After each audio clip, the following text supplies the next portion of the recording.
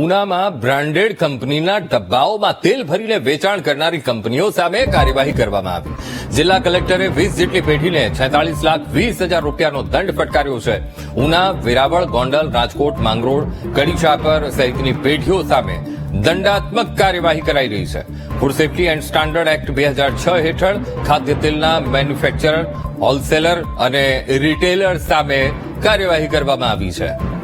તો મહત્વનું છે કે 10 ઓક્ટોબરે ઉનાની ભવાની એન્ટરપ્રાઇઝમાં કલેક્ટરે દરોડાની કાર્યવાહી કરી અને જેમાં તપાસમાં સામે આવ્યું હતું કે બ્રાન્ડેડ કંપનીના ડબ્બાઓનો રીયુઝ કરી તેમાં તેલ ભરીને વેચાણ કરવામાં આવતું હતું. આ કૌભાંડ સામે આવતા ઉનાના પૂર્વ ધારાસભ્ય પૂંજાભાઈ વંશે તંત્ર પર તોડ પાણીના આક્ષેપ પણ કર્યા હતા.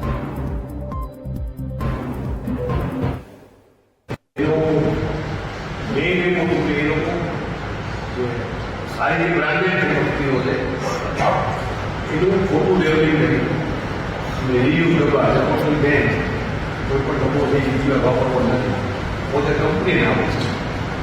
આ તો મુદત હતી એટલે રીયુઝ કરવાના સ્પેર ડબ્બા લઈ એ ડબ્બાની મુદતની એને વસ્તુ નાખે આપણે જોઈએ ઉપર લગાવે અદાણી છે, બાલાજી છે, કોઈ પણ બ્રાન્ડ નો લાગે અદાણી બિલમાં અંદર હોય લોકલ બેડ